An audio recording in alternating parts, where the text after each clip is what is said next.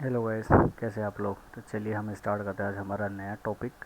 जैसे कि हमने लास्ट टॉपिक में देख लिया था नेक्स्ट जनरेशन फायरवॉल और आईपीएस क्या होते हैं। ठीक है, तो नेक्स्ट टॉपिक है हमारा एक्सेस पॉइंट। तो एक्सेस पॉइंट बेसिकली होता क्या है और कैसे क्या काम करता है, तो इस टॉपिक में हम पढ़ेंगे एक्सेस पॉइंट बेसिकली। और अगर इन केस हमारे पास टाइम बचता है तो फिर हम WLC भी देखेंगे, वायरलेस कंट्रोलर।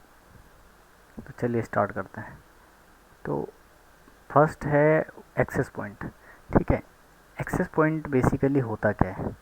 एक्सेस पॉइंट को शॉर्ट में हम, जैसे आप नाम सुनोगे तो एपी बोलते हैं। ठीक है, एक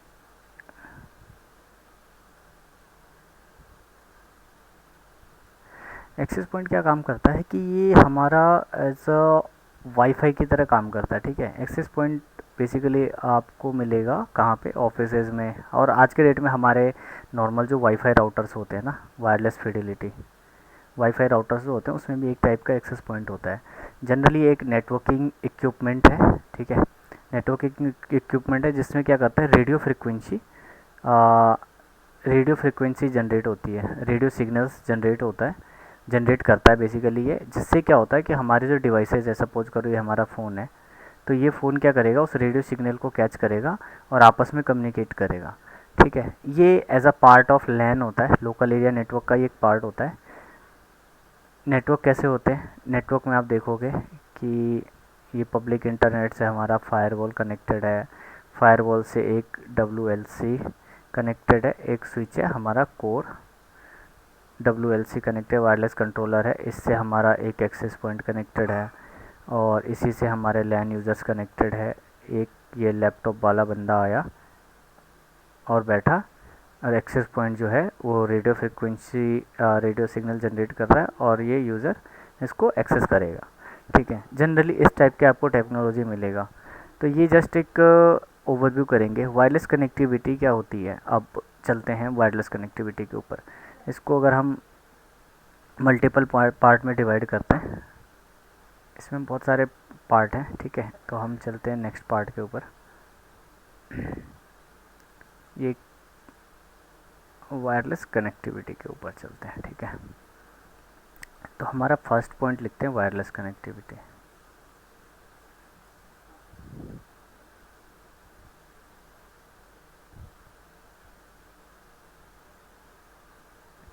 वायरलेस कनेक्टिविटी में क्या होता है, एक्सेस पॉइंट, एक हमारा एक्सेस पॉइंट एस्टेब्लिश्ड है और एक उसका सर्टन रेंज होगा। सपोज करो एक वाईफाई एक्सेस पॉइंट है, तो एक ये सर्टन एरिया के अंदर एज अ रेडियस, जैसे रेडियस होता है, मान लो कि ये 50 मीटर का रेडियस है, तो इस रेडियस में जितने भी डिवाइसेज होंगे, और डिपेंड करता है कि एक्सेस पॉइंट आपका कितना क्लाइंट एक्सेप्ट कर पाता है, वो भी डिपेंड करता है। तो ये वायरलेस कनेक्टिविटी क्या होगा, ये रेडियो फ्रिक्वेंसी सिग्नल जनरेट करेगा। ठीक है, ये पूरे इस 50 मीटर रेडियस के अंदर, इस बीच में जो भी डिवाइस आएगी जो वायरलेस एक्सेस कर पा रहा है, वो जिस इसको सर्च करेगा, एस एस आई डी को सर्च करके उसमें कनेक्ट हो सकता है इजीली। ठीक है, तो ये एक टाइप का वायरलेस कनेक्टिविटी इसको बोलते हैं। और जब ये इस्टेब्लिश होगा तो ऐसा नहीं है कि सारा बैंडविड्थ इसी को हो जाएगा, दूसरा बंदा आएगा, दूसरे को भी रिसोर्स शेयरिंग हो जाएगी, थर्ड वाले को भी रिसोर्स शेयरिंग हो जाएगी, फोर्थ वाले को भी रिसोर्स शेयरिंग होगी। तो इस तरीके से एक्सेस पॉइंट काम करता है। दूसरा आता है एक्सेस पॉइंट के साथ साथ ही इसमें आता है SSID। SSID क्या होता है कि एक नाम है उसका, जिसको बोलते हैं service set identifier. Service set identifier क्या होता है, जैसे कि आपने देखा होगा, कभी आप नॉर्मल वाईफाई राउटर कन्फिगर करते हो तो उसमें बोलते हो कि वाईफाई का नाम देना है, गिव द नेम, और तो नेम और SSID, वहाँ पे आपको SSID ऑप्शन भी मिलेगा। तो जो नेम वाला ऑप्शन है और SSID जो है वो ये एक तरीके का नाम होता है कि उसका एक्चुअल में नाम क्या है। मान लेते हैं जैसे कि हमने डाल दिया गेस्ट गेस्ट यूज़र, एक तरीका ये हो गया, ये हो गया लैन यूज़र, एक हो गया, ये हो गया, ठीक है, एडमिन यूज़र। तो ये एज अ ग्रुपिंग होती हैं। ठीक है, ये ग्रुप्स हैं। इस टाइप के जो नाम होते हैं उसको SSID बोलते हैं। सपोज करो एक एक्सेस पॉइंट है, ये मल्टीपल SSID फ्लो करा सकता है। डिपेंड करता है कि आपका वेंडर और ऑपरेटिंग सिस्टम, इसका OS वर्जन कौन सा है, ऑपरेटिंग सिस्टम कैसा है। वैसे वैसे जनरली मल्टीपल SSID फ्लो कराता ही कराता है। ठीक है, थर्ड है हमारा, इसके साथ चलते हैं वायरलेस सिक्योरिटी। तो ये एक्सेस पॉइंट क्या है ना, आपको वायरलेस सिक्योरिटी भी प्रोवाइड कराता है। बहुत सारे जैसे वायरलेस सिक्योरिटी के आपने 2-3 पार्ट देखे होंगे, जैसे WPA 2, WPA 3। ये एक टाइप का इंक्रिप्शन आपको security authentication encryption security provide कराता है, जिसके थ्रू आपको एक की लेंथ और की सेट जो है वो आपको डिफाइन करनी होती है कि किस टाइप की लेंथ, कितना की लेंथ होना चाहिए, किस टाइप की कॉन्फ़िगर करना है, सो दैट कि आपकी सिक्योरिटी इन्हेंस हो जाए। तो जब हम ये नेक्स्ट में इम्प्लीमेंटेशन के साइड चलेंगे तो तब हम पढ़ेंगे WPA 2, WPA 3, ये सब हम पढ़ेंगे, और प्लेन टेक्स्ट वगैरह पासवर्ड उस टाइम आएगी। ठीक है, ये होती है। क्लाइंट एसोसिएशन के ऊपर चलते हैं अब हम। Client association in the sense कि अब ये क्लाइंट है, ये क्लाइंट है, ये multiple N number of client है। ठीक है, तो ये एसोसिएट कैसे होंगे हमारे नेटवर्क में? तो जब भी डिवाइसेस कनेक्ट होंगे किसी भी एक्सेस पॉइंट से, किसी भी SSID से, तो क्या करेगा, उसके कनेक्शन को ट्रैक करेगा। ठीक है, और उसके इस यूज़र को एक्सेस पॉइंट क्या करेगा, ट्रैक करता रहेगा कि ठीक है, अब मान लो कि यहाँ पे मूव कर गया, तो ऐसा थोड़ी डिस्कनेक्ट हो, इसको ट्रैक करता रहेगा। तो क्या होगा कि ये एसोसिएट कर लेगा किसको, क्लाइंट को। तो क्लाइंट एसोसिएट हो गया क्योंकि इन दोनों के साथ बाइंडिंग हो गई विथ API। ठीक है, एक्सेस पॉइंट के साथ बाइंड हो गया। अब ये क्या होगा, चलता रहेगा। नेक्स्ट टाइम जब भी आएगा, आपकी क्लाइंट जिस तरीके से कन्फिगर्ड है उसके अकॉर्डिंग ये अपने आप डिसीजन लेगा कि दोबारा कनेक्ट होना है, नहीं कनेक्ट होना, उसके रेंज में आते ही। तो ये सारे डिसीजन वहाँ से ले सकता है और इसके अकॉर्डिंग काम करता है। अब चलते हैं हमारा फिफ्थ पॉइंट। फिफ्थ पॉइंट क्या है?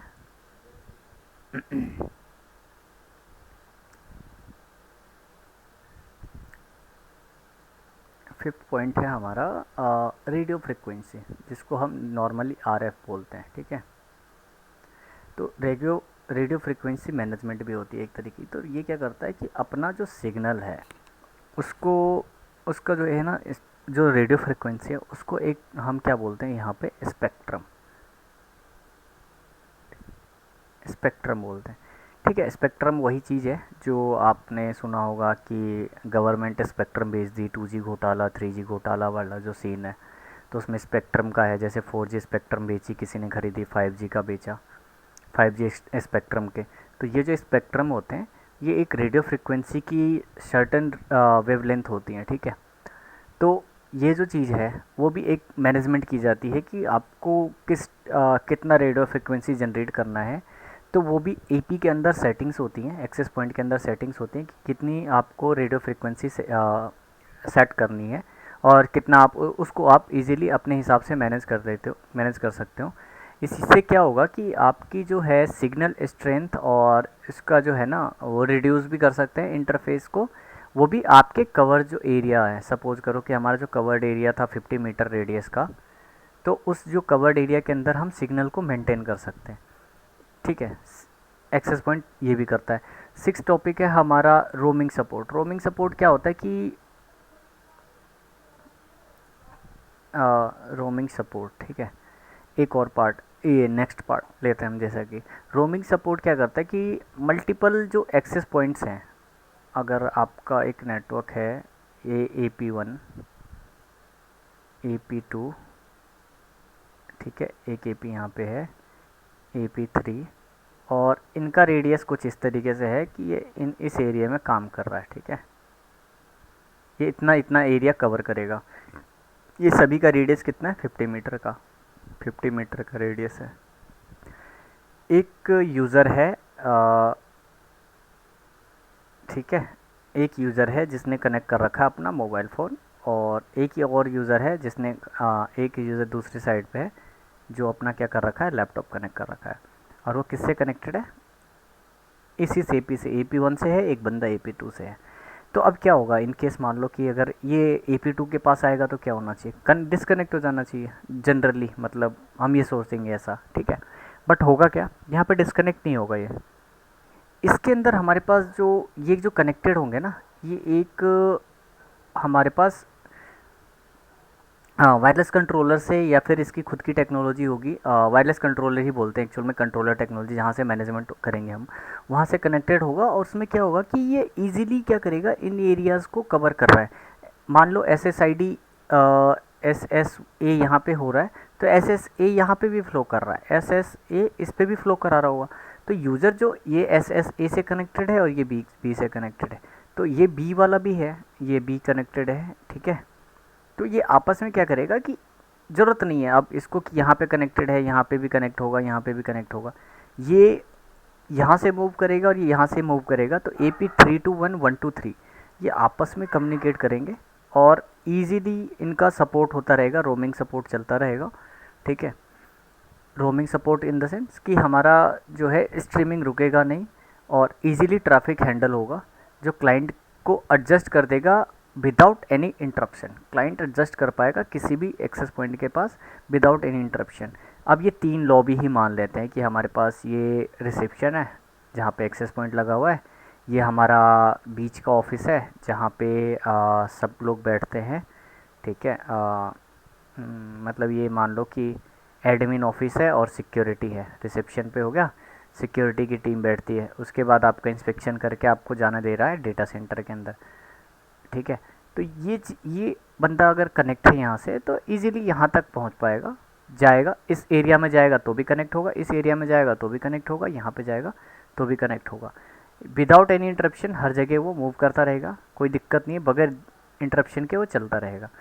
सेवन्थ टॉपिक है, सेवन्थ पॉइंट लेते हैं हम इसमें कि ट्रैफिक डिस्ट्रीब्यूशन, ठीक है।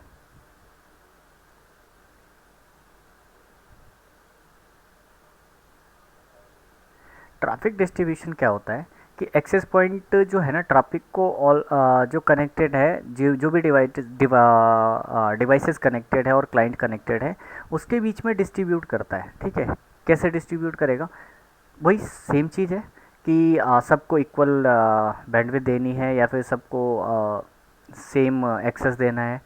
तो क्लाइंट जो मूव करेगा ठीक है, मूव कर रहा है तो भी उसको इक्वल डिस्ट्रीब्यूशन देगा। ऐसा नहीं कि वो मूव कर रहा है तो उसको कम देना है, कोई दूसरा बंदा है बैठा हुआ है उसको ज़्यादा देना है, ठीक है। तो ये इस तरीके से काम करता है, ठीक है, डिस्ट्रीब्यूट कर देगा ट्रैफिक को बिल्कुल इक्वली। अब 10 बंदे हैं और 10 Mbps की लिंक है तो 1 Mbps डिस्ट्रीब्यूट कर देगा एक तरीके से, ठीक है। ऐसा नहीं है कि एक को 2 Mbps दे दिया। हाँ, ये डिसाइड हम कर सकते हैं कि हमारा कंट्रोलर किस बेस पे काम कर रहा है, तो उसके अकॉर्डिंग हम देख सकते हैं। अब सपोज करो कि हमने एक ही एक्सेस पॉइंट पे मल्टीपल यो SSID फ्लो करा रखी है, हमने गेस्ट को 1 Mbps दे रखा है और यूज़र्स को 9 Mbps का दे रखा है या 8 Mbps का दे रखा है, 1 Mbps हमने फिर भी रिजर्व रखा हुआ है फॉर अदर पर्पज़, ठीक है। तो ये क्या होगा कि डेटा का कंजक्शन क्या है ना, इसमें कंजम्पशन जो है वो चलता रहेगा, अवॉइड करेगा। कंजम्पशन ज़्यादा नहीं होगा, कंजम्पशन भी को अवॉइड करेगा। जब वो फ्री हो जाएगा एक्सेस पॉइंट तो उसके ऊपर पूरी बैंडविड्थ मिलेगी। 8 पॉइंट चलते हैं, हमारा क्लाइंट को आइसोलेट करता है, क्लाइंट आइसो LA आइसोलेशन। ये क्या करता है, कुछ जो है ना एक्सेस पॉइंट वो क्लाइंट को आइसोलेशन भी करते हैं। ये क्या करता है, वायरलेस कम्युनिकेशन को है ना, वायरलेस क्लाइंट जो है उसको कम्युनिकेशन को प्रिवेंट करता है डायरेक्टली, किससे, दूसरे यूज़र से। अगर 2-3 यूज़र है सेम SSID में है, एक SSID ए चल रही है, इसमें 3 यूज़र कनेक्टेड है, ठीक है। तो ये क्या करेगा कि इन लोगों को आइसोलेट कर देगा, आपस में आइसोलेशन का भी काम कर देगा कि ठीक है, आप एक तीसरे ऐसा नहीं है इम्पेक्ट करोगे, एक दूसरे को हैम्पर नहीं करोगे, एक दूसरे का ट्रैफिक हैम्पर नहीं करेंगे, ठीक है। डायरेक्ट ये क्या करेगा, हमारी सिक्योरिटी को इन्हेंस कर देता है कि ठीक है, इससे जो कम्युनिकेशन हो रहा है ना इसी से हो रहा है। ऐसा नहीं है कि ये उठा करके दे देगा रेडियो फ्रिक्वेंसी है, क्योंकि जैसे वायर्ड में आप सोच रहे होंगे कि वायर्ड पीसी है, ये स्विच से कनेक्टेड है, तो और एक और पीसी है यहाँ पे, एक और पीसी ले लिया हमने यहाँ पे, ठीक है। तो इस केस में ऐसे ऐसे जो चल रहे हैं, तो ऐसे ना हो करके जो मल्टीपल पीसीज हैं तो ठीक है, उनको हैम्पर ना करके ऐसा नहीं करेगा ये इजीली हमारा काम वो स्मूथ कर देगा, सो दैट कि हमें, हाँ, हमें और हमारे क्लाइंट को बिल्कुल भी नहीं पता चलेगा कि उनकी सिक्योरिटी के अंदर कुछ और है। इनके बेस पे अलग अलग सिक्योरिटी हो सकती है। ये हो सकता है मैक ऑपरेटिंग सिस्टम या एप्पल का फ़ोन है, ये विंडोज़ फ़ोन है, ये एंड्रॉयड है, कोई बंदा लिनक्स चला रहा है, लिनक्स फ़ोन के अंदर ही चला रहा है, तो उनके अकॉर्डिंग सिक्योरिटी को भी आइसोलेट कर देगा। ठीक है, नेक्स्ट पॉइंट पे चलते हैं हम, जो है हमारा नेक्स्ट पॉइंट रखते हैं हम कैप्टिव पोर्टल। कैप्टिव पोर्टल क्या होता है, जैसे कि आपका है ना एक ऑथेंटिकेशन प्रोफाइल होता है। हमने क्या किया कि ब्राउज़र पे लॉगिन किया, हमने वाईफाई, पहले क्या होता है कैप्टिव पोर्टल एक्टिव कैसे होता है यही बताता हूँ, फिर बताता हूँ। पहले कैप्टिव पोर्टल होता क्या है, चलो यही बात कर लेना क्योंकि नॉर्मल है, काम कैसे करता है ये भी बता ही रहा हूँ। कैप्टिव पोर्टल जब होता है, आपने जैसे वाईफाई से कनेक्ट किया किस यूज़र्स को, ठीक है, चलो कवर तो हो ही रहा है दोनों एक साथ। ये यूज़र है, इस एपी से कनेक्टेड हो गया, ठीक है, AP1 से कनेक्ट किया इसने खुद को, तो आईपी एड्रेस मिली इसको, ठीक है। एपी ने बोला कि आपको आईपी एड्रेस देते हैं 192.168.2.101/24। अब ये क्या बोलेगा कि आपको एक नोटिफिकेशन देगा कि आपको अगर हमारे नेटवर्क में साइन इन करनी है, तो फिर आपको क्या करना है कि हमारे कैप्टिव पोर्टल जो है ये ब्राउज़र बेस्ड ऑथेंटिकेशन कराएगा, कि ब्राउज़र पे आपको रिडायरेक्ट करेगा फर्स्ट, ठीक है। वहाँ पे आईपी एड्रेसेस दिख रही होंगी आपको, पोर्ट नंबर प्रोटोकॉल वो दिखेंगे। वो बोलेगा कि ठीक है आपको यहाँ पे क्या करना है, यहाँ पे आपको ऑथेंटिकेट कराना है। उसके लिए आपको कुछ चीज़ें रिक्वायर्ड हो सकती कभी कभी, जैसे कि user name, password, sometime certificate भी चाहिए होती हैं तीनों, क्योंकि अब मान लो कि यूज़र नेम पासवर्ड किसी को पता भी चल गया, लेकिन सर्टिफिकेट नहीं है ना, तो वो एक्सेस नहीं कर पाएगा, क्योंकि हमारा ऑथेंटिकेशन प्रोटोकॉल हमने जितना अच्छे से कन्फिगर कर रखा होगा उतना ही हमारे लिए बेटर है। तो कैप्टिव पोर्टल हमारा जो है एक और जगह काम आएगा, ये आपको जस्ट जनरली याद रखना है, कहाँ पे, जहाँ पे आइडेंटिटी अवेयरनेस की बात आएगी, जहाँ पे आइडेंटिटी करनी है, किसी यूज़र्स के बारे में पता करना है, या फिर वो एक्चुअल यूज़र है कि नहीं, हमारा यूज़र है कि नहीं, तो उस केस में भी हमारा कैप्टिव पोर्टल काम आएगा। ये फीचर्स फायरवॉल के अंदर भी होती हैं, ठीक है।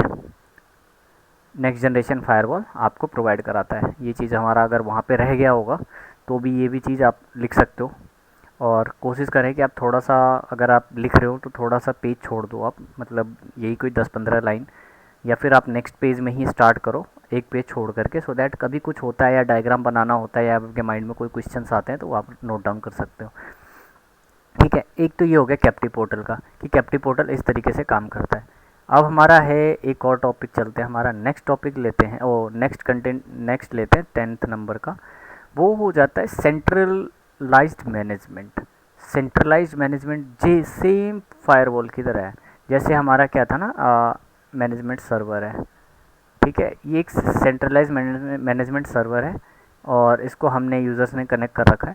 इससे क्या होगा कि हम इसको सेंट्रलाइज मैनेज भी कर सकते हैं। आजकल क्या है ना, क्लाउड पे भी चल रही हैं कुछ एप्लीकेशन सर्विसेज हैं, जैसे HP का है, वो क्लाउड बेस्ड देता है, मिस्ट जो है जूनिपर का, ठीक है, एक है अरूबा, HP अरूबा एक ही है, ठीक है। और आजकल और भी मैंने इन दो पे अभी देखा था, इन दोनों का, और इसके अलावा ये क्लाउड बेस भी देते हैं, ठीक है, और इनका लोकल भी होता है, लोकल एक्सेस भी कर सकते हैं इजीली,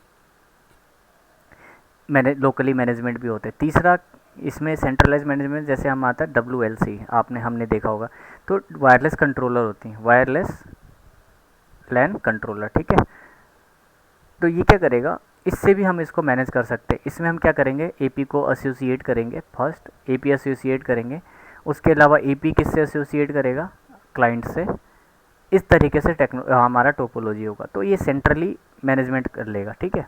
इसमें हमें कोई दिक्कत नहीं है, आप एक ही AP है, आप सपोज करो 1 2 3 4 APs हैं, और यही कहीं अगर अपने पास, अगर मान लो कि एक क्लाउड लोकेशन है, रिमोट ऑफिस है, वहाँ पे APs कनेक्टेड हैं, तो उसको भी आप यहीं से मैनेज कर सकते हो। सपोज करो वहाँ पे आपको सिर्फ सेल्स वाले बंदे रखने हैं, तो सिर्फ आप वहाँ पे सेल्स के SSID फ्लो करा सकते हो, ठीक है। तो ये भी सेंट्रलाइज मैनेजमेंट है। अब ये सारी चीज़ें क्या होती है, एक्सेस पॉइंट में आने वाली चीज़ें हैं हमारी।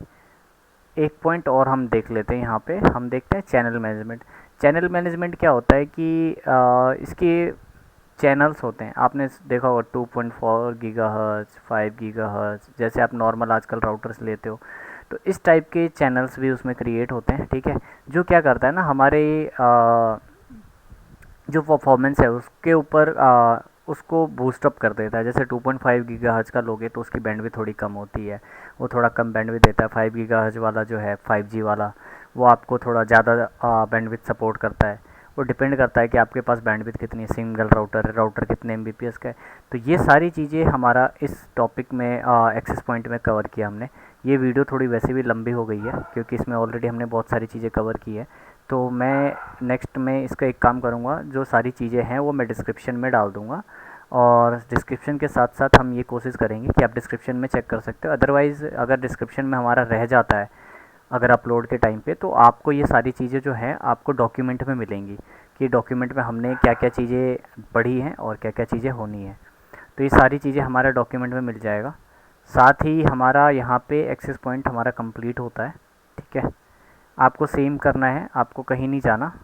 आपको अगर हमारे इस CCNA के कोर्स के इनरोल करना है, जस्ट हमारे वेबसाइट पे जाइए networkingscholar.com।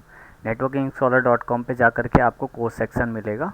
कोर्स सेक्शन के अंदर आप जाएंगे तो आपको दिख जाएगा कि कोर्स को आप इनरोल कर सकते हैं यहाँ पे डायरेक्टली। बेसिकली आपको ऐसे ऑप्शंस कैसे मिलेंगे, ऑप्शंस मिलेंगे आपको इस तरीके से networkingscholar.com, ठीक है। आप यहाँ पे जाओ, इनरोल करोगे CCNA के कोर्स को तो आप इजीली इनरोल कर पाओगे, ठीक है। आपको बाकी चीज़ें भी इसमें मिलती जाएंगी, कोर्स के अंदर ही हमारे PDF कंटेंट्स होंगे और सब कुछ होगा। तो मिलते हैं अब नेक्स्ट वीडियो में, तब तक के लिए बाय। और प्लीज़ इस वीडियो को शेयर करिए, सब्सक्राइब करिए, और जो भी कमेंट आप डाल सकते हो, कुछ रह रहा है या फिर आपको कुछ ऐसा लग रहा है कि कुछ कमी है, तो you can tell us so that कि हम उसके ऊपर भी काम करें। और जितना जल्दी होगा, हम अभी लैब एक्सेस स्टार्ट करने वाले हैं, मे बी इस वीक में हो जाएगा या फिर 1 सितंबर से स्टार्ट कर देंगे, क्योंकि ऑलरेडी टेस्टिंग हो चुकी है, कुछ टेस्टिंग बच रही हैं, वो हम इंटीग्रेट करेंगे और उसके ऊपर हमारा टीम ऑलरेडी काम कर रहा है बैकएंड में, और CRM वगैरह भी होंगे, तो आपको दिक्कत नहीं आएगी। चलिए मिलते हैं नेक्स्ट वीडियो में, तब तक के लिए bye, thank you for watching.